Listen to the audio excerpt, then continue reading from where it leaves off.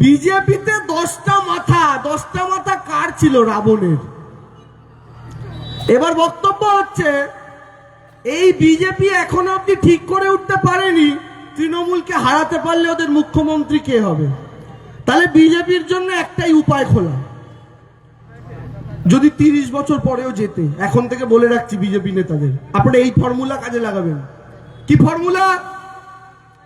সোমবার মুখ্যমন্ত্রী তথাগত রায়, মঙ্গলবার মুখ্যমন্ত্রী রাহুল সিনহা, বুধবার মুখ্যমন্ত্রী দিলীপ ঘোষ, বৃহস্পতিবার মুখ্যমন্ত্রী অগ্নিমিত্রা পাল, শুক্রবার মুখ্যমন্ত্রী তথাগত রায়, শনিবার মুখ্যমন্ত্রী আমাদের পদ্মপাল, আর রবিবার কোনো কাজ নেই, সারাদিন ঘুমোতে পারবো, ওই দিন শুভেন্দু।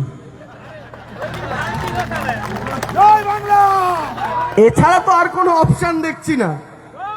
কে হবে ভাই তোমাদের দিদির বিরুদ্ধে মুখ?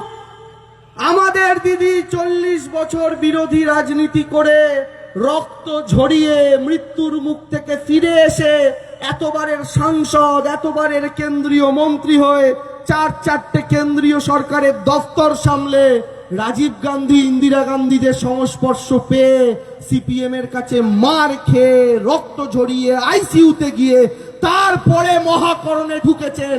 তোমাদের মতো ঘুমিয়ে ঘুমিয়ে নয় বাবা।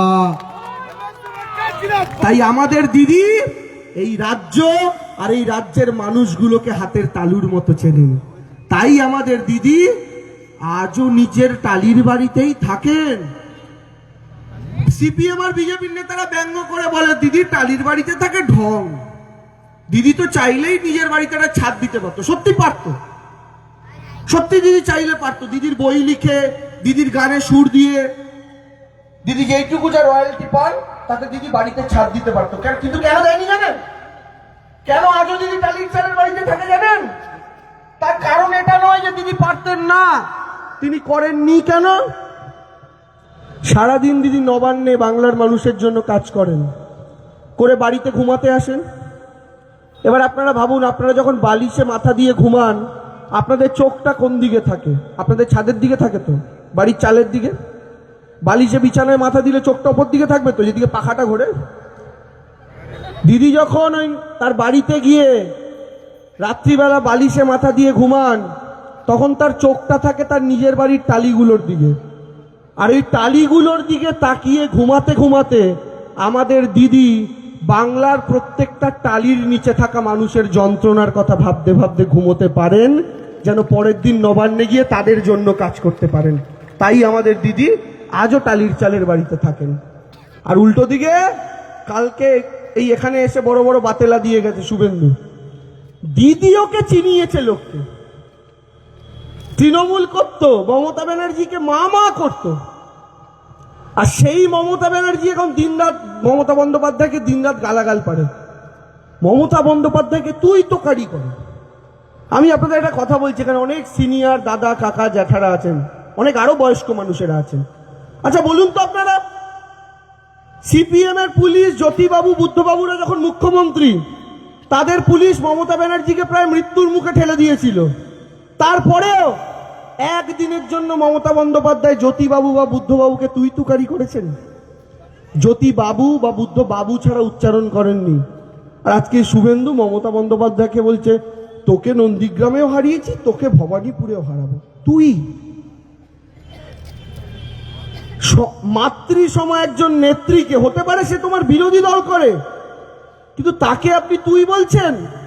আর আপনি কে?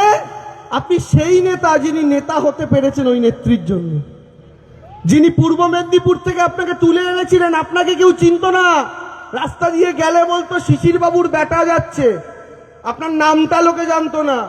সেই মমতা বন্দ্যোপাধ্যায় আপনাকে আন্দোলনের প্ল্যাটফর্ম তৈরি করে দিয়েছিলেন, তার নেতৃত্ব দিয়েছিলেন মমতা বন্দ্যোপাধ্যায়।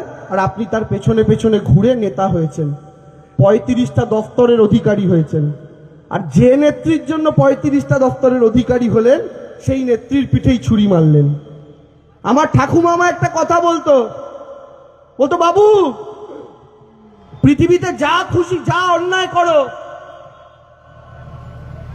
যদি তার জন্য ভগবানের কাছে সঠিক মনে ক্ষমা চাও, ঈশ্বর আল্লাহ যার কাছেই ক্ষমা চাও না কেন, হয়তো ওপরওয়ালা ক্ষমা করে দেবে, কিন্তু একটা কাজ যদি করো ঈশ্বর কখনো ক্ষমা করবে না। আমি বলেছিলাম কি?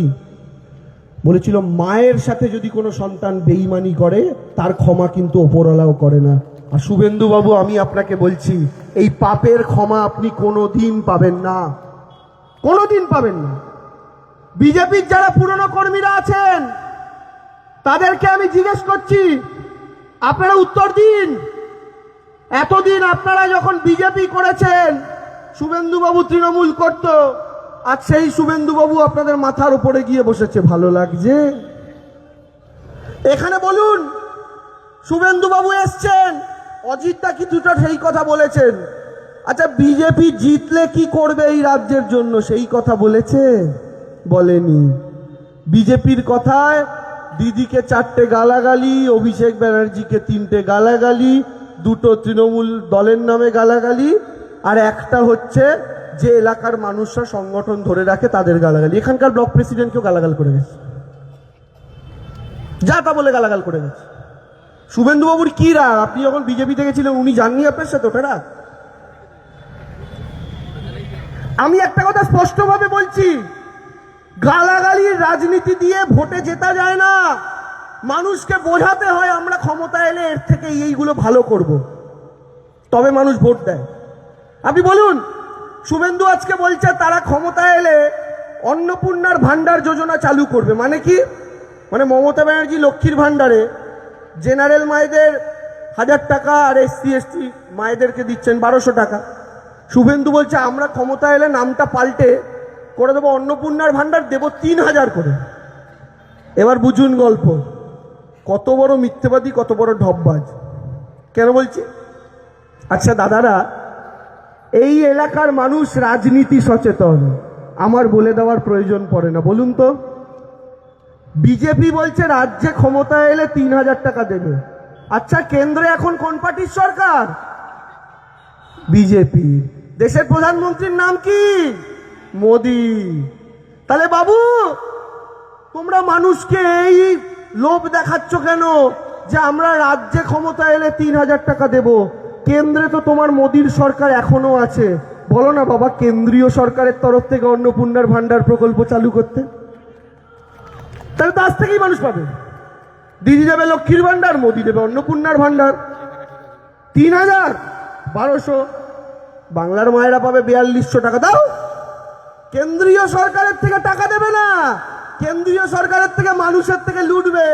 400 গ্যাসটাকে 900 করবে, 20 টাকার কেরোসিন তেলটাকে 80 টাকা করবে, ডালের দাম বাড়াবে, চিনির দাম বাড়াবে।